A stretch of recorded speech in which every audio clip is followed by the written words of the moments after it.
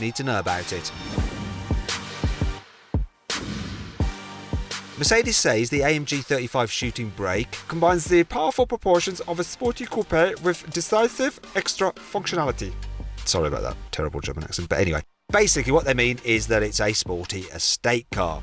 To the standard car's swept roofline and frameless doors, the A35 version adds a stealthy body kit, 18-inch alloy wheels and a pair of large exhaust pipes that will welcome the carwow stick of truth with open arms. But which A35 model do you think looks the best? Click on the pop-out banner in the top right-hand corner of the screen to vote for the CLA 35 Shooting Brake, the normal CLA 35, the A35 Saloon or the A35 Hatchback. The AMG 35 is the quickest CLA shooting brake you can buy, well, at least until the full-fat A45 model arrives in a year or so. Still, it's plenty quick enough. It can go from 0 to 60 in just 4.9 seconds, which is an exact match for a DSG-equipped VW Golf Estate Automatic. Despite this, fuel economy is supposed to be around 38 miles per gallon, though in reality you're probably going to do about 30. The Mercedes-AMG CLA 35 Shooting Brake goes on sale in June with a starting price of around £40,000, although desirable options like the upgraded infotainment system and autonomous driving aids will see the price sale past £45,000. So to see how much you can save on a new car, click on the pop-out banner in the top right-hand corner of the screen to go to carwow, where you can save an average of £3,600 without having to haggle. As with all other A35 models, the Shooting Brake gets a 2-litre turbocharged petrol engine with 306 horsepower. However, according to Mercedes, this car is aimed at younger buyers. Don't worry though, if you're old and wrinkly like me, Mercedes will still sell you one. The A35 Shooting Brake isn't just about style, it's designed to also provide superior practicality. Its 505-litre boot is nearly 50% larger than the hatchbacks. Also, its opening is bigger to make loading easier. Compared to the old CLA Shooting Brake, you also get more head, shoulder and leg room in the back seats.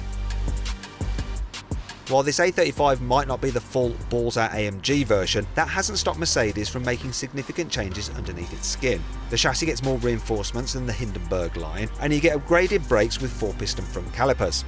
The car also gets a 7-speed dual-clutch automatic gearbox as standard, which means that there's no manual option available like you can get with a Golf R. Meanwhile, the all-wheel drive system uses an electromechanical clutch which is quicker at diverting power to the rears than a traditional hydraulic system like you have in the VW.